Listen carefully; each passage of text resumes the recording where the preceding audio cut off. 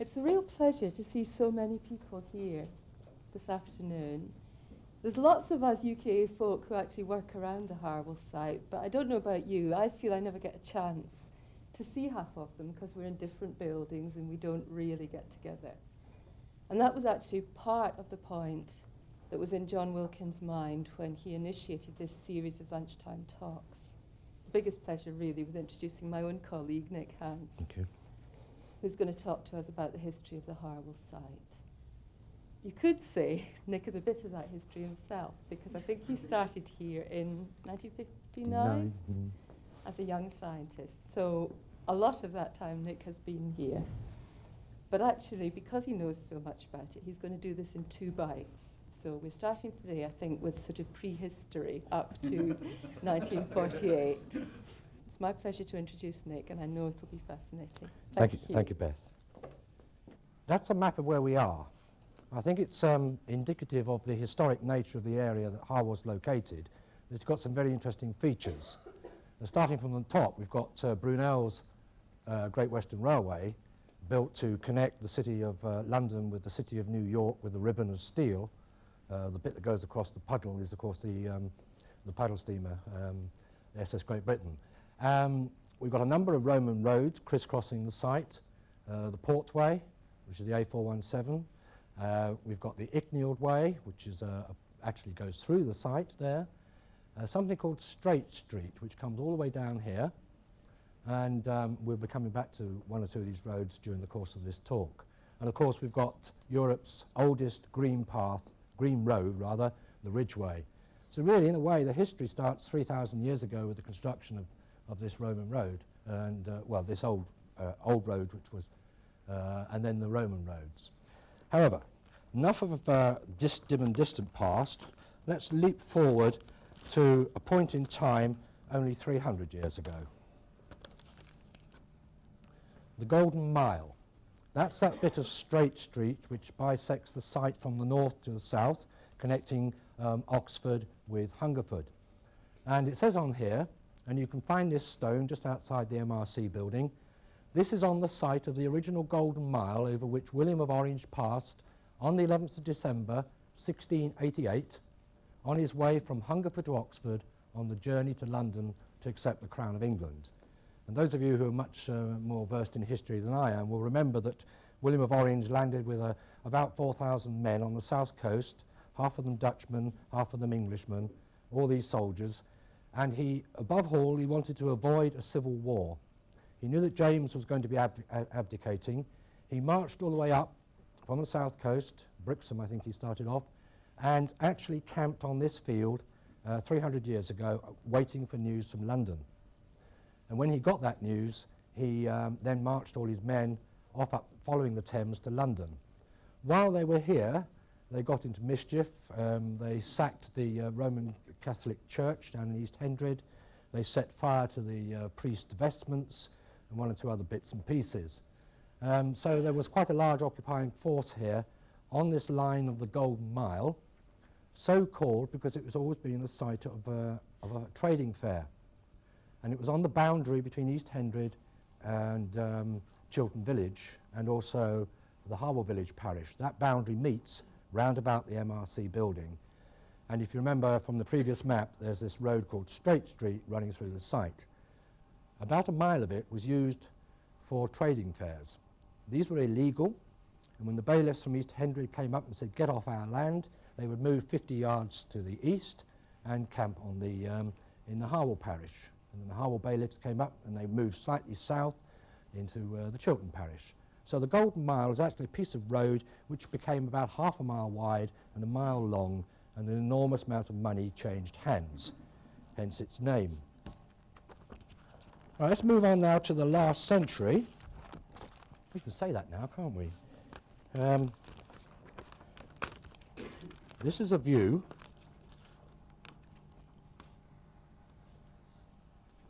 of Chiltern Field. Actually that photograph was taken by the RAF just before they compulsorily purchased the land which was to become RAF Harwell. That's the Frome Road. This is the A34 going north and south. That's the Frome Road bollards. if you remember where they are today. The rugby field is here, the main gate is somewhere up here, and this is just open field. That actually is a parish boundary there between Harwell and Chiltern, running along two different crops growing. And these are racing stables, and it was known as the Bungalow Racing Stables. And the bungalow was built in 1905 and was the first bungalow to be built in Chiltern Village, and so it called itself the Bungalow. And you can see the racing, the boxes for the horses. You can see an oval track there. And this lane here is called Thorning Down Road. So if I show you now a map of about 1934, you'll see these features. There's the bungalow. There's Thorning Down Road. If you go to Chiltern Village today, you'll find the name Thorning Down has been preserved in one of the new roads there. This is the Hungerford Road, sometimes known as Straight Street, and it's actually called the Golden Mile Road in this section, and you can see it's got quite broad there. And that's the gravel pits just opposite the main gate. That's the Winnoway, the track going down to Harwell Village, Oldfield Farm. There's the Horse and Jockey, Chiltern Pond, very interesting feature, an upper farm which has been there for hundreds of years and has been that shape on every map I've seen going back at least 300 years. So that's the site which was just used for sheep grazing and for exercising racehorses. Because in 1937, Mr. Cundall, who owned the Bungalow Racing Stables, had a visit by two RAF men from the Ministry of Supply and said, "Mr. Cundall, don't you know there's a war coming? And we're going to slap a compulsory purchase order on your property and on all this other land." And they paid over £11,500 for 600 or 700 acres of what was to become RAF Harwell. I think I mentioned that's Oldfield Farm there. So that's a 1930s map. So in 1937, or thereabouts, John Lang and his construction company won the contract from the Air Ministry to build 66 airfields. Don't believe people who say that Britain wasn't ready for World War II. We knew it was coming in 1935. And by 1938, 66 airfields had been built, and war started in 1939. And I believe that Harwell was probably the first or the second of the 66 in the contract. And you can see that's roughly where the main gate is. That's Hangar 7. This is 329, as we now know it, and there's 77. This is where the reservoir was built, and that is a farmer's cottage, actually rather a large one, because I think if you count the windows, there's about 3 stories. And was built on the site of the mound behind Hangar 7. And that was excavated by the RAF for their storage tanks for the aviation fuel. So that building's gone. You can just make out the A34 along the horizon. Some of these photographs are pretty old, not taken with the best of equipment, but they give an indication. You keep mentioning the A34, which isn't any longer. I know, it's the A4185, of course. But that just shows how old I am, doesn't it? So when John Lang built the site, that's building 77 as he originally built it. It's somewhat modified now, but it's the same features, a couple of buildings, the mock Georgian doorway, the shell window, and all the whole of the airfield was laid out in a pattern which was repeated over the 66 airfields.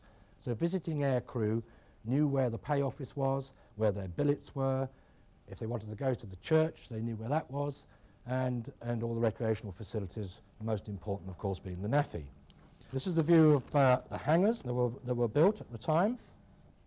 Hangar 8, Hangar 9, Hangar 10, and you can of course see the great taxiway, the apron in front of them, and of course today the hangars have been largely modified over the years.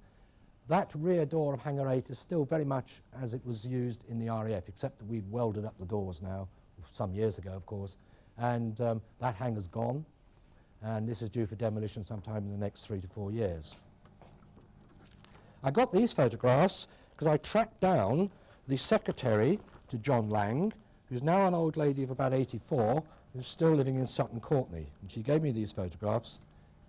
because we've just had a millennium, a lot of villages around here have been constructing millennium history books, and I've had access to some of their photographs.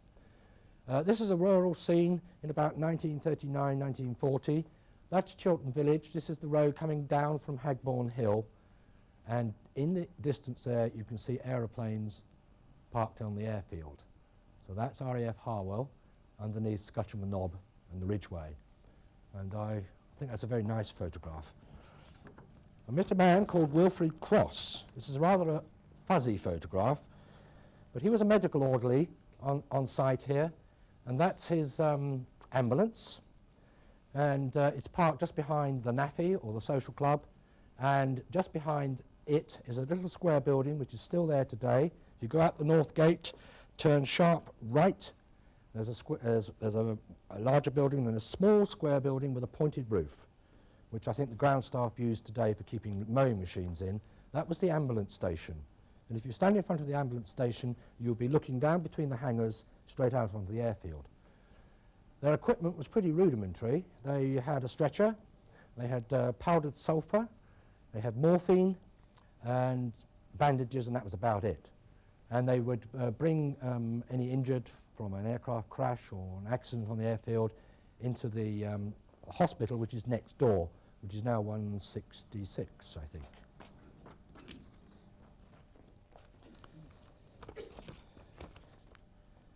I'm indebted to Wing Commander Hamer for this photograph,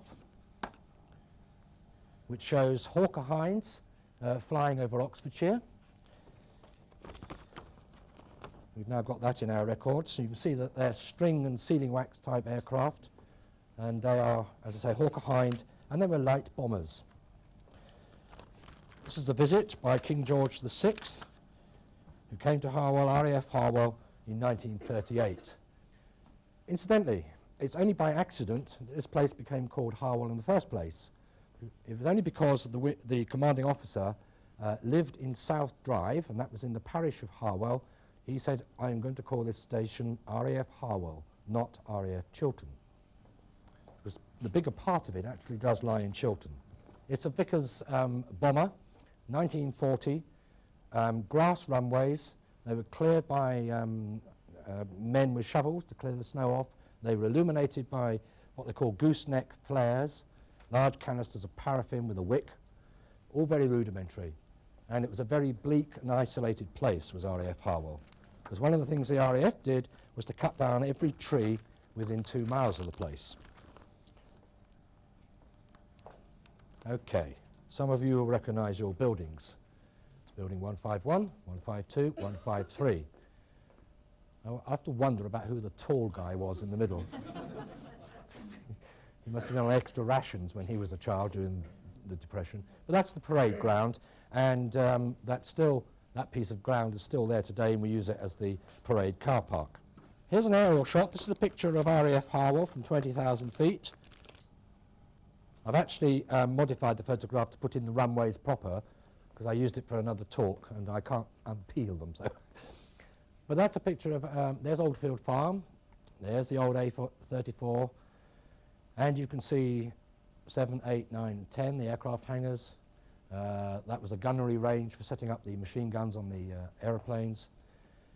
That's the bomb dump, southern storage area. There's Upper Farm, and a rather curious structure which we know as the RAF catapult pit. And more about that in a moment. And originally the runways were made of, as I say, were just grass. They weren't concreted until McAlpine's firm did it in 1942.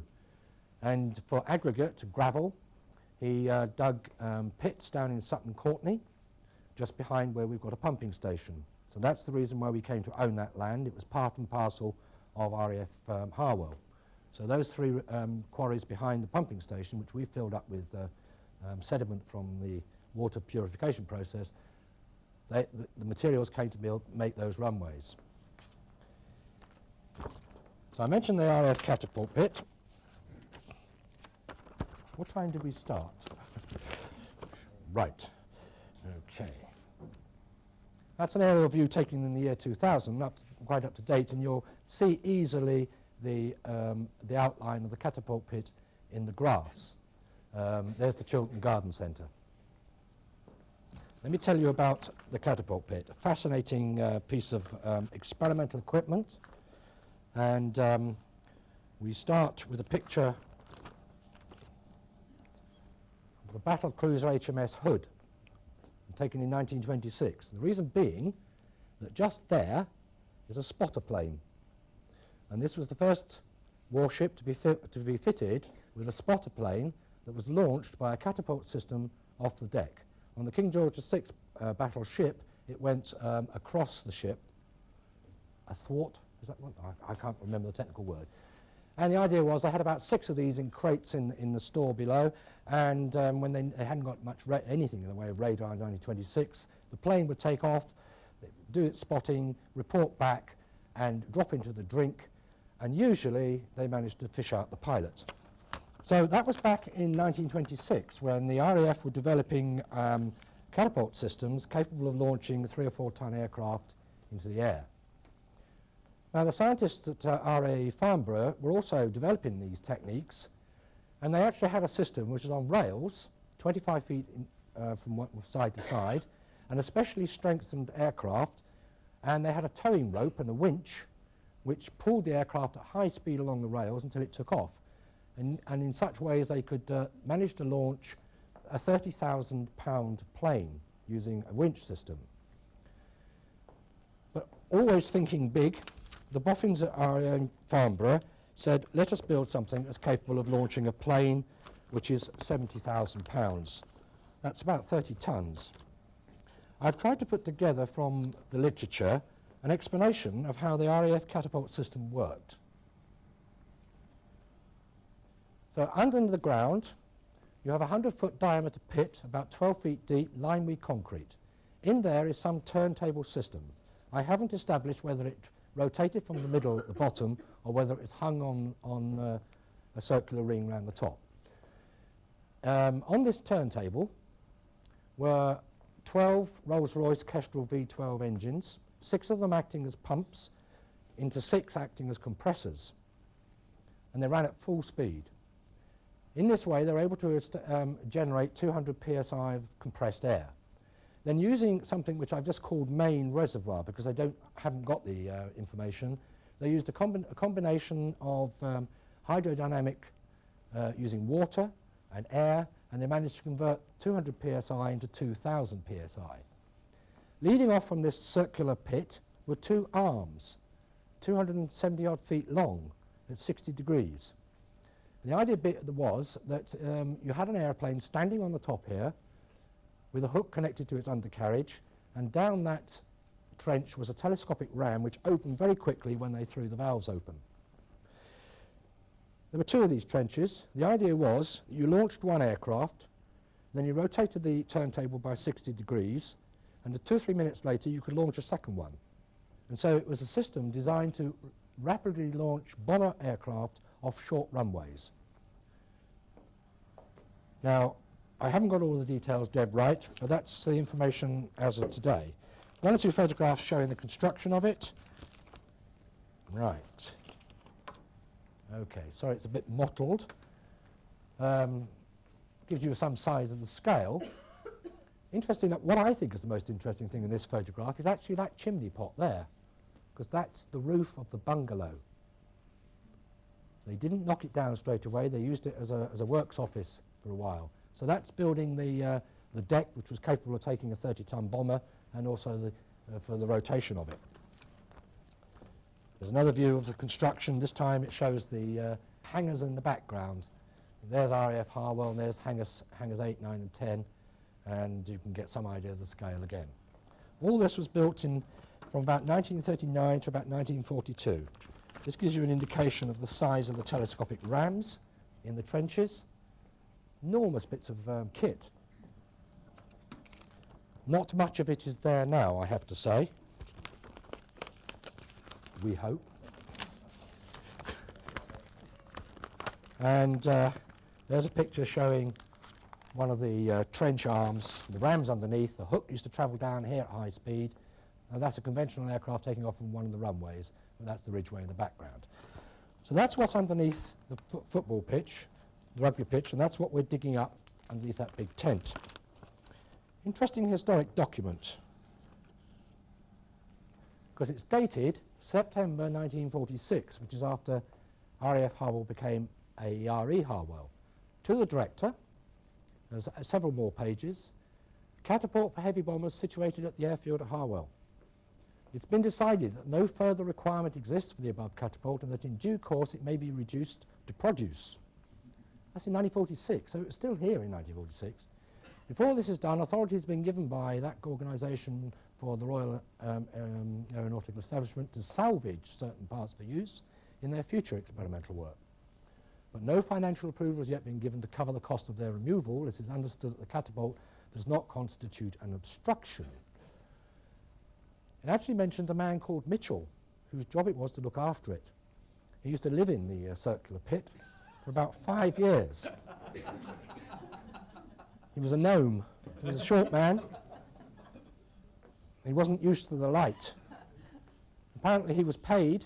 A car used to come out of 77, out of the gate, down the A34, and throw his wage packet over the fence, and he would be waiting for it, and he would scuttle back to the trapdoor and down and was lost from sight for another week. So Mitchell is the man. I'm trying to find out precisely who he was and whether he's still around.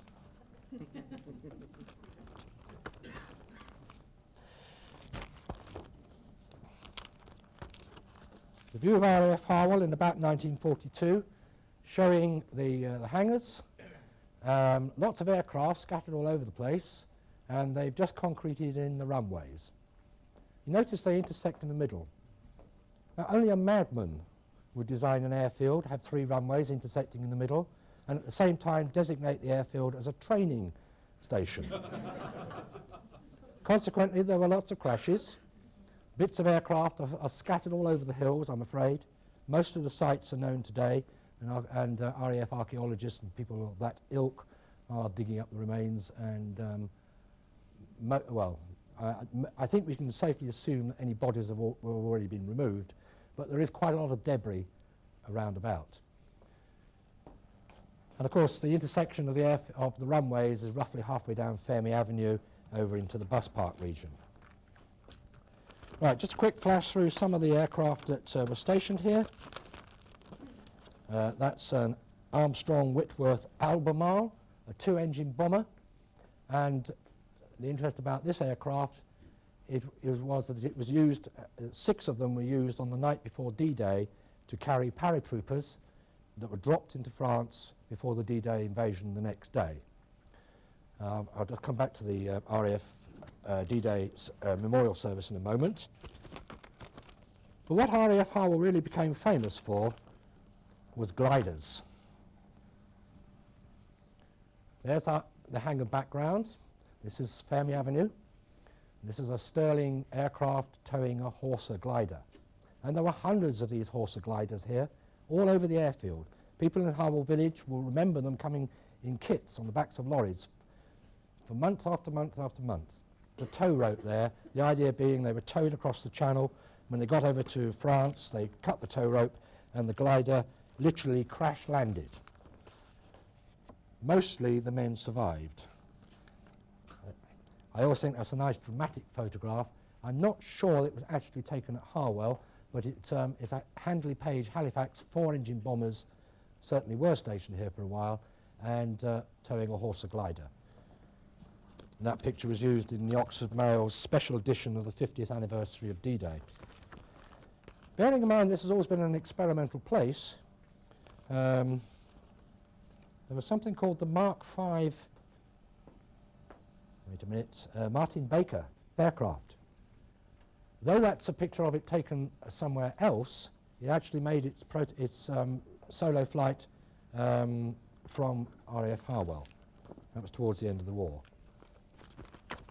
So, to commemorate all this activity in D-Day, of course, you will recognise the, hopefully you'll recognise the RAF Memorial Stone, and that commemorates the takeoff the night before D-Day of those soldiers who went to France and cut off the bridges and made sure that the Panzer tanks didn't get onto the beach, and they set up flares for the hundreds and hundreds of Horsa gliders that came in waves over the next few weeks, dropping men onto the beaches and behind the beaches.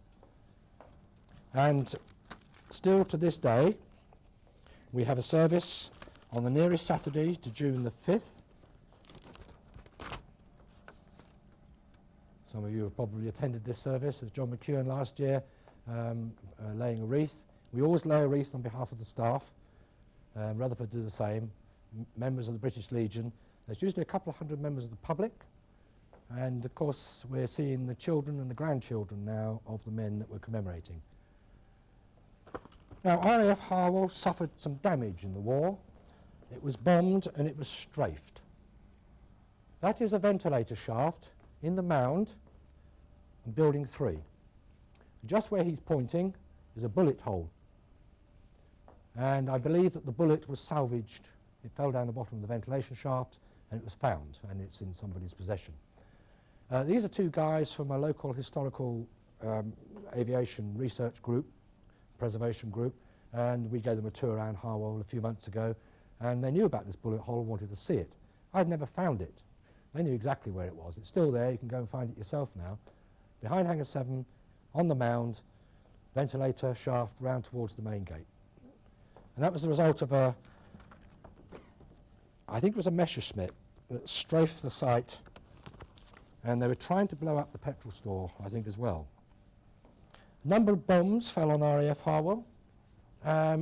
We've got records, must be at least a dozen bombs fell on the site, but we know that 5, 6, 7 of them didn't go off, and so they were defused.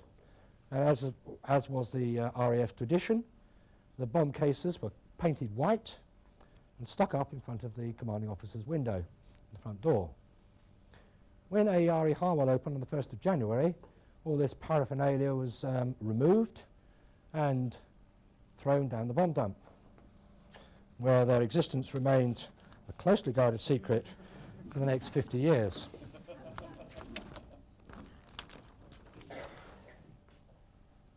Yes, I'll do this one next, I think, because this shows some of the RAF rubbish.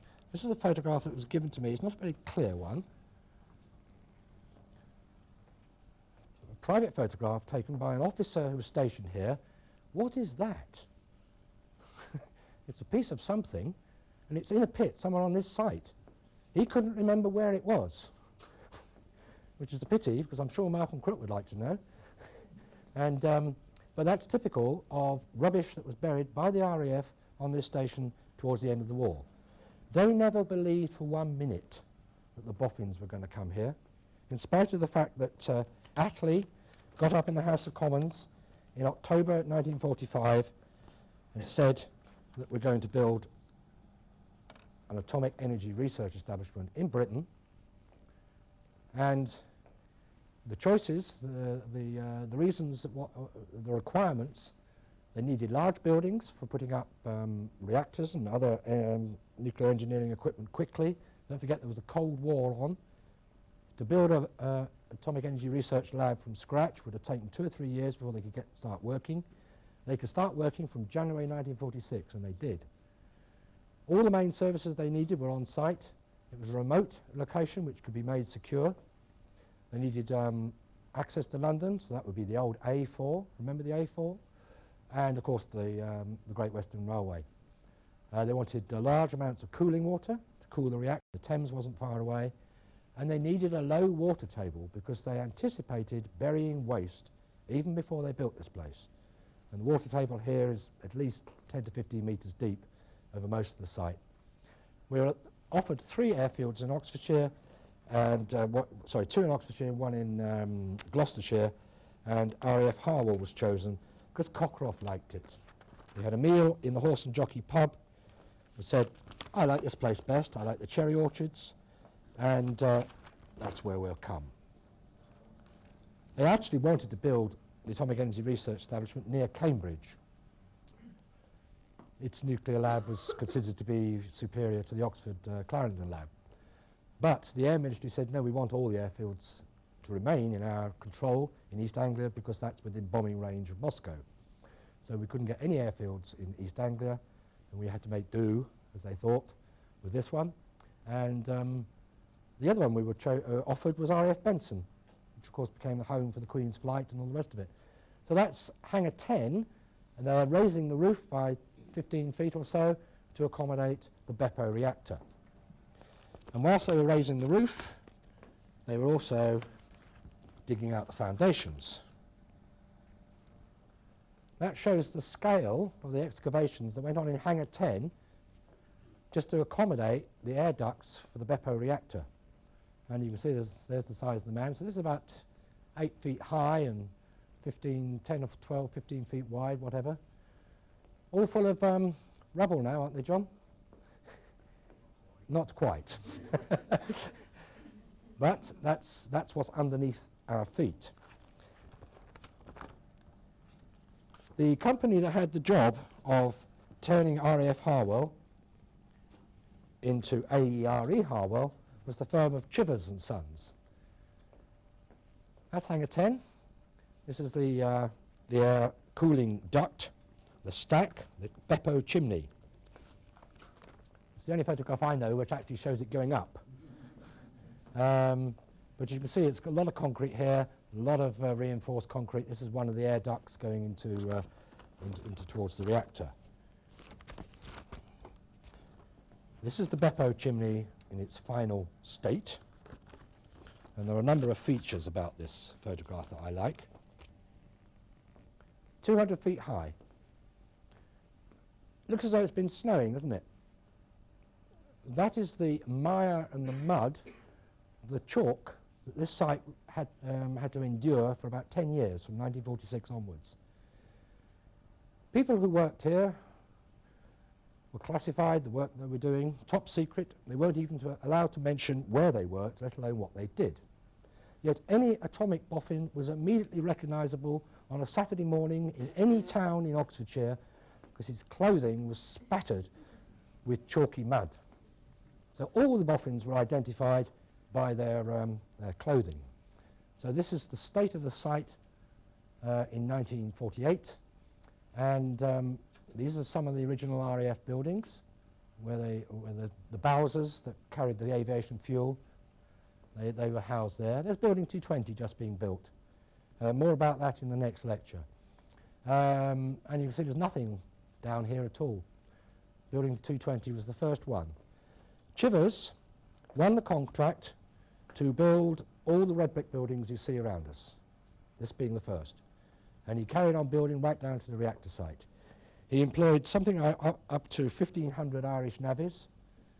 They were billeted in camps at Chiltern, and they were here for 10, 15, 20 years.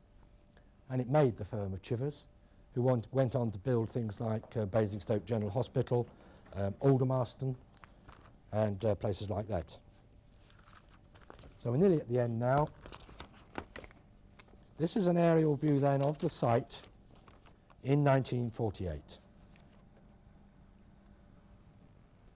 Just as the RAF, more or less as the RAF left it. There's the coal-fired power station where Building 424 now stands. There's Building 150 with the sort of mock 1930s columns in the front there. You can see the camouflage paint quite clearly. In fact, if you go down to 146 and go around the northeastern side, where the sun never gets to it, you can still see the yellow paint on the brickwork. There's the parade ground, and we're rapidly throwing up new buildings already. Temporary buildings which will remain in situ for the next 40-odd years. They were finally taken down in the end of the 80s, and we turned that into a car park. There's the NAFI, which became our social club, but even half of that was used for nuclear work, and we have in fact been decontaminating that area recently. That's the hospital. You can see the roof has got 100 tons of sand in it to reduce the effects of bomb blasts and things. I don't think you can see the ambulance station because I think it's in there somewhere. There's Ridgeway House. That was the officers' mess. That was demolished about 5-6 years ago, and that's going to be the site of the new hotel. Here are the houses in South Drive. Those two will be lost when if a sports complex is built there. These houses are still owned by us and are rented out. That's the commanding officer's house, a very large place. That's where John Cockcroft lived, the first director. The married airmen's quarters were up there, and somewhere up there was the WAF's canteen, which was oval-shaped building made of corrugated iron, and which we used as a restaurant in the first few years. Then the catering facilities on the site then moved to building 150. The ground floor was the canteen, which was still in operation when I came here in 1959. We've lost the coal-fired power station. We've still got the water tower with a large water tank at the top, and that was used for scientific experiments, which I might mention next time. You can just see the horse chestnut trees. They're now nice, mature trees, and they've all got preservation orders on. In the distance, you can see the Thames Valley, Harwell village down there, and so on. So that was the site as we took it over, and of course there were to be many changes after that. First thing we had to do was to house all the scientists. There wasn't enough accommodation locally, so that's the Oldfield prefab site. See one of the hangars in the background. And these prefabs were built by the armament factories in peacetime. They switched over to making prefabricated buildings, designed to last 10 years. People were still living in them in 1980. Most of the insulation in the walls had collapsed and had dropped to the bottom. They were rather cold, but for the time they were a feat of scientific engineering, and we put 200 of them up very quickly. They were actually erected by German prisoners of war who had nowhere to go. Their homes had been bombed flat. They got nowhere to go. They stayed and worked here for many years, and they did a number of things like making baskets which were on sale in Carter's store on the shopping site for a number of years afterwards. So I propose to end there. That's a view of the Harwell site, taken in the 80s. It's the Harwell skyline, as many of us got used to.